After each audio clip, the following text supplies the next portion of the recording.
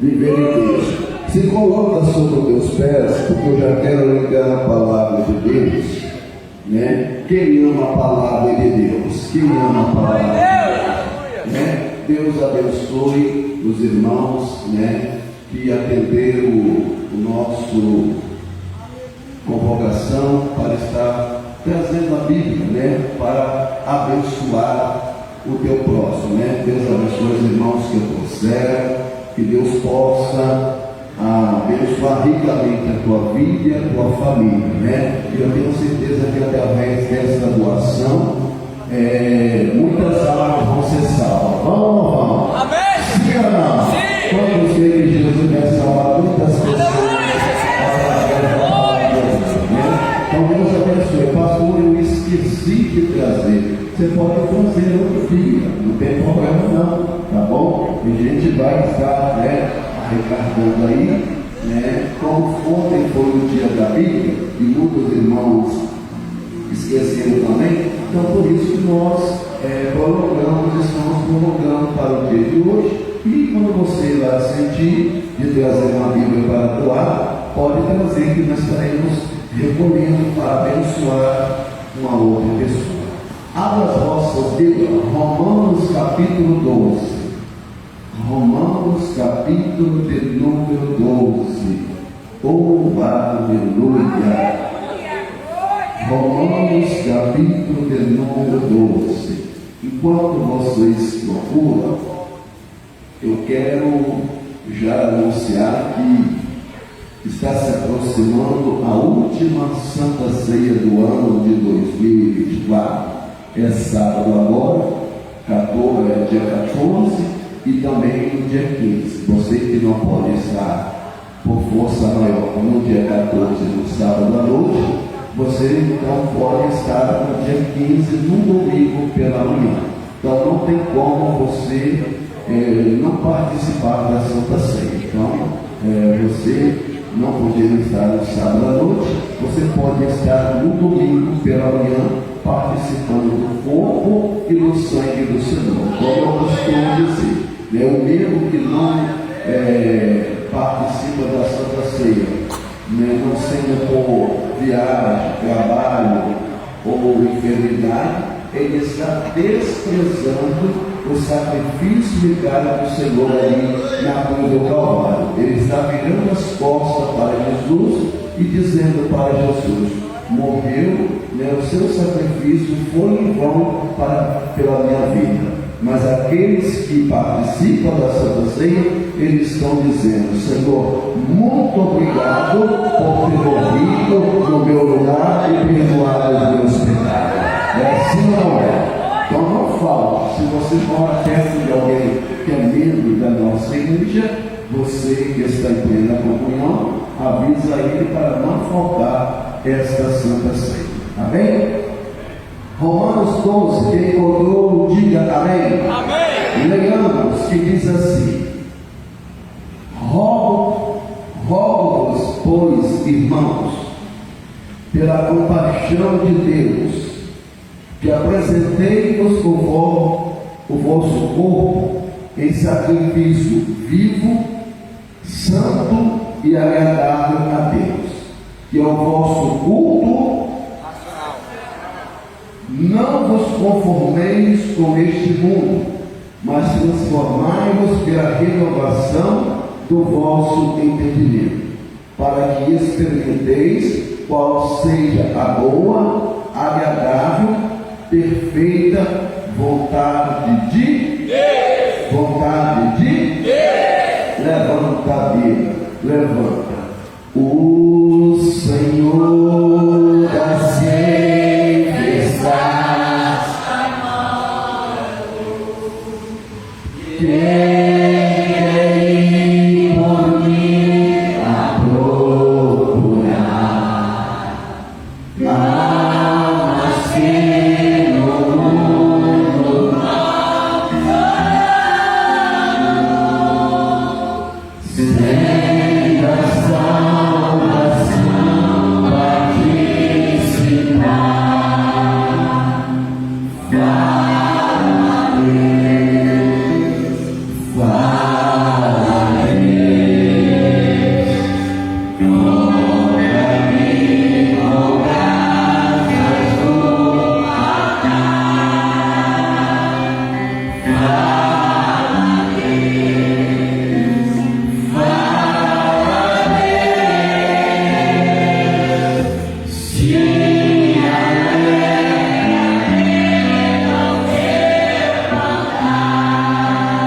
Diga: meu Deus, meu Pai, fala comigo através da tua palavra, pois a tua palavra é digna de toda a nossa aceitação. Podeis assentar, por gentileza, desocupe as vossas mãos e louve ao Senhor com as palmas, bem alegre e bem feliz. Jesus, Ele merece o melhor. Quem veio aqui para dar o melhor para Jesus? Quem veio aqui? Diga para o seu irmão: Jesus tem uma palavra para o teu coração nesta noite. Diga: Jesus tem uma palavra para o teu coração nesta noite. Queridos e amados irmãos, eu quero ser rápido e bem objetivo nesta palavra, mas eu quero trazer tudo aquilo que Deus colocar no meu coração para o coração de todos vocês. É um texto bastante conhecido, que aqui entre nós muitas pessoas já pregoaram, né? Muitas pessoas já até mesmo ouviu alguém pregoar, mas a palavra de Deus, ela se renova a cada dia na nossa vida, e ela sempre tem o seu objetivo naquilo que foi designado. E quando nós lemos a carta aos Romanos, no capítulo 12 especificamente, todos nós conhecemos que esta carta foi escrita por Paulo. Paulo, quando ele escreve esta carta, Paulo ele viu o sofrimento dos irmãos em Roma. Paulo ele compartilhava, ou seja, ele já sabia que a situação dos irmãos em Roma estava passando por momentos difíceis, na vida deles, porque estava sendo perseguido pelo exército romano. E o exército romano, sabemos nós, que era um exército que pegava ali os cristãos, matava os cristãos, martirizava os cristãos. E muitos ali não poderiam até mesmo anunciar o Senhor Jesus, porque senão eles seriam alvo de grandes perseguições romanas.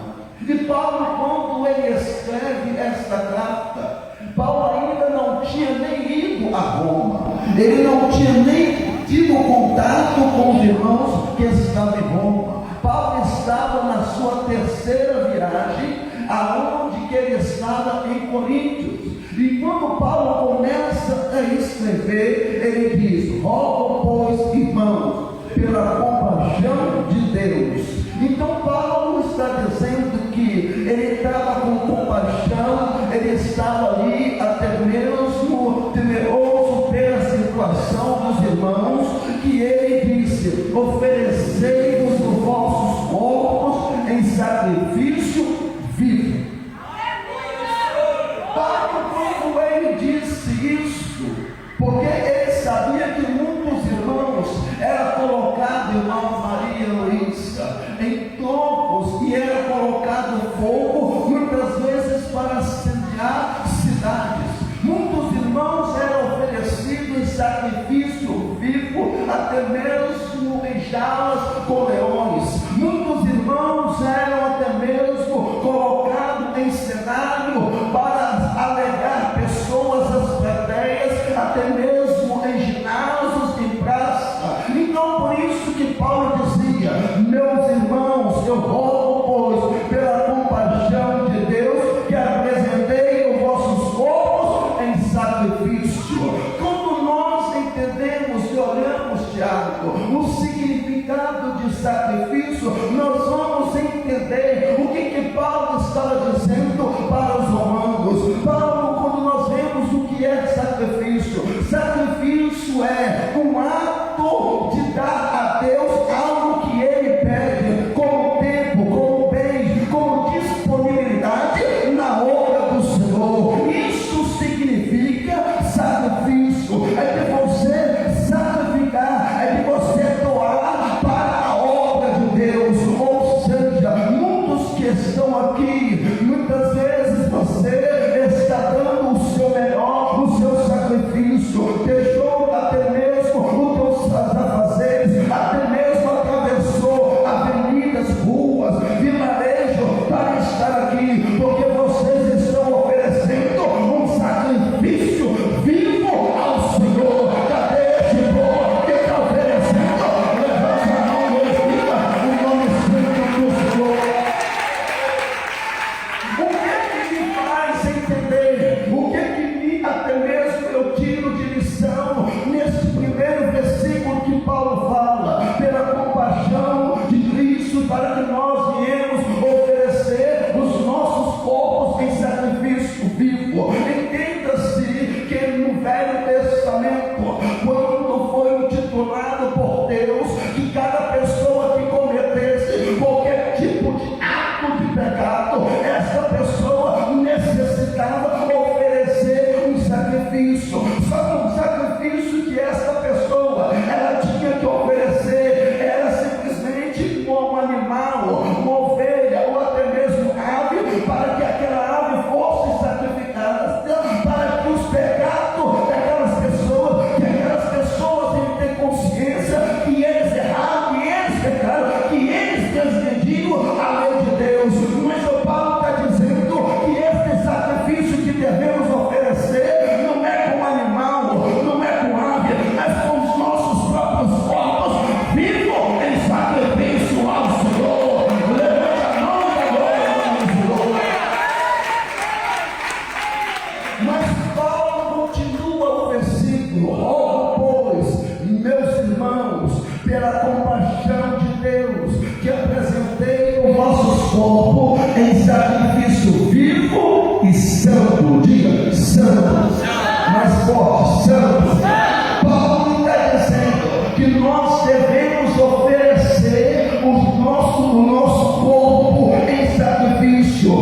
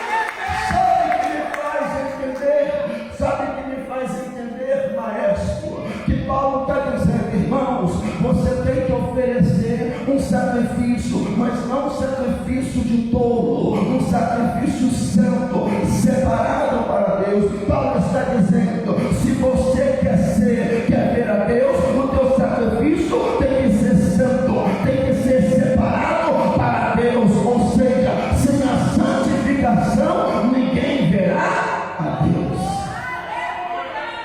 Pastor, mas só vai ficar nisso, no sacrifício santo? Não. Paulo continua o versículo, ele diz: rogo, pois, irmãos, pela compaixão de Deus, que apresentei o vosso corpo em sacrifício vivo, santo e também agradável a.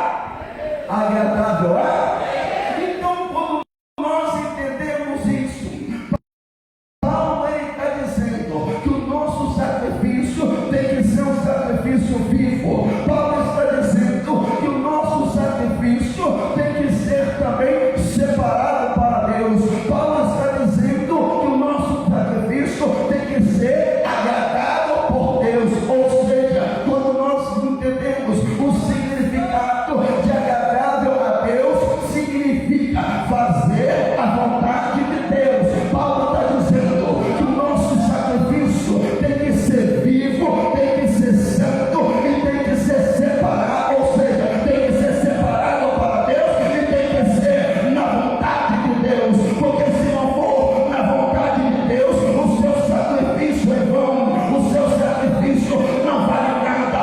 Mas eu louvo a Deus que aqui tem pessoas que você está oferecendo um sacrifício vivo, santo e agradável a Deus. Levanta a mão aí, glorifica o nome do Senhor. Tem que ser na vontade de Deus. Não adianta você oferecer um sacrifício, mesmo que seja separado para Deus, mas se não for agradável para Deus. Tudo tem que ser na vontade de Deus, tudo tem que ser na vontade do Todo-Poderoso. É por isso que Paulo está dizendo: rogo, pois, irmãos, pela compaixão de Deus, que apresentei o vosso corpo em sacrifício vivo, santo, agradável a Deus, que é o vosso culto racional.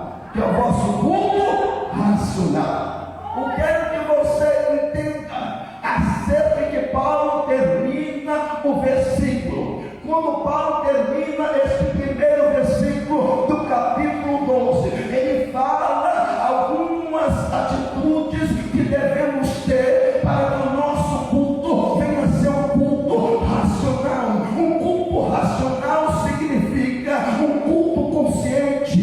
Paulo está dizendo: olha, o teu sacrifício tem que ser vivo, tem que ser santo, tem que ser agradável a Deus, que é o vosso culto racional, que é o vosso culto com consciência, é o culto sabendo de que você está fazendo. Pergunta ao teu irmão, pergunta ao teu irmão: você está consciente do que você está fazendo aqui hoje? Pergunta: você está consciente do que você está fazendo aqui hoje? Então isso é o culto racional. Você tem que fazer um culto consciente. Ou seja, não adianta você vir na casa de Deus, pode até mesmo pregar bonito, pode até mesmo cantar bonito, pode até mesmo vestir bonito, mas se você não tiver consciência do que você veio fazer aqui, eu quero dizer uma coisa: Paulo está dizendo, queridos irmãos, vocês têm que fazer o quê? Oferecer os vossos corpos em sacrifício vivo, santo, agradável a Deus, porque isso é o vosso culto racional. É isso que você tem consciência, que você tem que estar aqui para adorar a Deus na beleza da tua santidade. Esse é o vosso culto racional. Diga glória a Deus. Diga glória a Deus. Então é isso que Paulo chama a atenção. É isso que Paulo está escrevendo para os irmãos em Roma. É isso que Paulo está orientando a eles. Irmãos, eu sei que vocês estão passando por um momento difícil na vida de vocês, mas eu quero dizer uma coisa: rogo,